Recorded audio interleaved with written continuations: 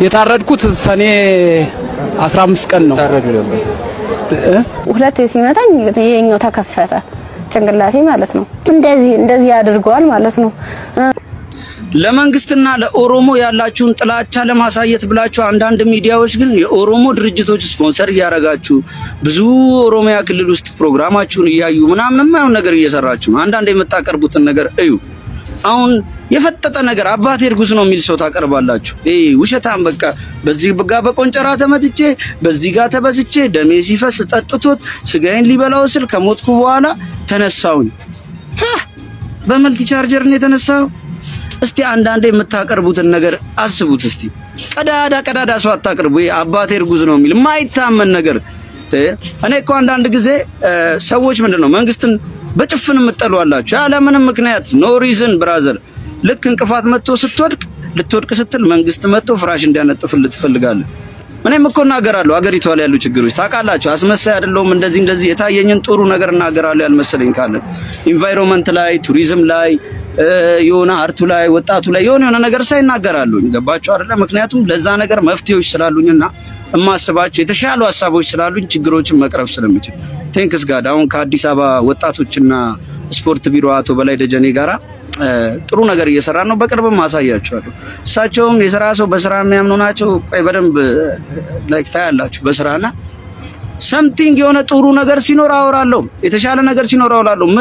እኔ የምኖረው ለራሴ አይደለም። እዚህ ምድር ላይ የሆነ ነገር ትቼ ለመሄድ ነው። ሰምቲንግ ምናምን ከአንድ እንጀራ በላይ አበላም ገብቷል።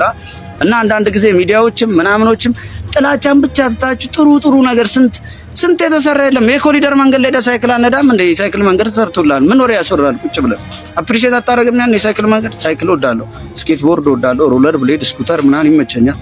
ኤጄም ደግሞ ነድቼ መጥቻ ቃለሁ። እንደገናም ደግሞ ነዳለሁ። ምክንያቱም ኦኬ ሳይክል የሌለንስ ልትሉ ትችላላችሁ። እሱ ያው ተናግሬያለሁ። ሳይክል ደግሞ የሌላችሁ ያው እንደ ሐሳብ የሆነ ሐሳብ ተይዟል። የሌላችሁ ያው ገዝታችሁ ንዱ። ሌላ ምንድነው የምፈልገው? ገባ ተጠቀም። ታይምን አፕሪሺየት አድርግ። ጥሩ ነገር አድንቅ። ጦርነትን ብቻ ተቃውም። ሌላው እንዳለ መስተካከል ይችላል። ያሉ ችግሮች ከመንግስት ጋር ስቲል በህይወት አለ። የሞተ ግን ምንም መቀየር አይችልምና ጦርነትንም አታበረታቱ። የሆነ መጥፎ ነገር ወደ ጦርነት የሚከታ አታውራ። ጥሩ ነገር አውራ። አንድ ሰው እንዳመጡ እንደዚህ ጂኒ ጃንካ ዝም ብለህ ተቃውሞ ብቻ ምክንያት የሌለ ትሪ ተንቀሳቀስ። ስሜ ረዳ ነሞ ሆራ እባላለሁ። የደምቢዶሎ ዩኒቨርሲቲ አካዳሚክ ምርምር ቴክኖሎጂ ሽግግርና ማህበረሰብ አገልግሎት ምክትል ፕሬዝዳንት ነኝ። ዛሬ በዚህ የተገኘሁት ኢቢኤስ ሚዲያ በአዲስ ምዕራፍ በሚለው ባዘጋጀው ፕሮግራም ላይ ሀሳብ ለመስጠት ነው። በኢቢኤስ ፕሮግራም ላይ የቀረበችው ተማሪ ብርቱካን ተመስገን ከበደ የተባለችው ግለሰብ የደምቢዶሎ ተማሪ እንደሆነች የፋርማሲ ክፍል ተማሪ እንደሆነች እና ብዙ መከራና እንግልት እንደደረሰባት ገልጻ ነበረ። ኢቢኤስም የደምቢዶሎ ዩኒቨርሲቲ ሳይጠይቅ ፕሮግራሙን በራሱ አካሂዶ ጨርሶ ፖስት እንዳደረገ ነው ያየነው። ነገር ግን በደምቢዶሎ ዩኒቨርሲቲ መረጃ ቋጥ ውስጥ ብርቱካን ተመስገን ከበደ ተብላ የተመዘገበች በማንኛውም ትምህርት ክፍል በማንኛውም ባች ያልተመዘገበች ተማሪ መሆኑን ላረጋግጠላችሁ እወዳለሁ። ምክንያቱም ባለን መረጃ ቋጥ ውስጥ እቺ ተማሪ የተባለች ብርቱካን ተመስገን የተባለች ተማሪ በደምቢዶሎ ዩኒቨርሲቲ ከትምህርት ሚኒስቴር ያልተመደበች መሆኑን አንደኛ፣ ሁለተኛ ደግሞ በማንኛውም ዲፓርትመንት ያልተመዘገበች መሆኑን፣ በሶስተኛ ደረጃ ደግሞ እሷ እንዳለች የፋርማሲ ተማሪ ነኝ ያለችው ትክክል እንዳልሆነ የፋርማሲ ትምህርት በደምቢዶሎ ዩኒቨርሲቲ የጀመረው በ2013 ነው። ነገር ግን እሷ ዘላ በ2013 የሁለተኛ ዓመት ተማሪ መሆኗን ነው ዘላ የገለጸችው። ደምቢዶሎ ዩኒቨርሲቲ በፋርማሲ ትምህርት ክፍል ለመጀመሪያ ጊዜ ተማሪዎችን ወስዶ ማስተማር የጀመረው በ2013 ዓመተ ምህረት ነው። ነገር ግን ይሄ እውነታ በእንዲህ እንዳለ በኢቢኤስ በኩል ያልተጣራ መረጃ እንዳለ መረጃው ትክክል እንዳልሆነ ሁሉም ሰው ሊገነዘበው ይገባል። ትምህርት ሚኒስቴርም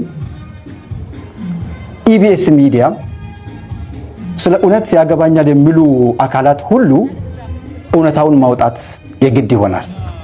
ምክንያቱም ደምቢዶሎ ዩኒቨርሲቲ በአሁኑ ሰዓት የቆመለትን ዓላማ ለማሳካት በመማር ማስተማር፣ በምርምር፣ በማህበረሰብ አገልግሎት ትልቁን ስራ እየሰራ ይገኛል።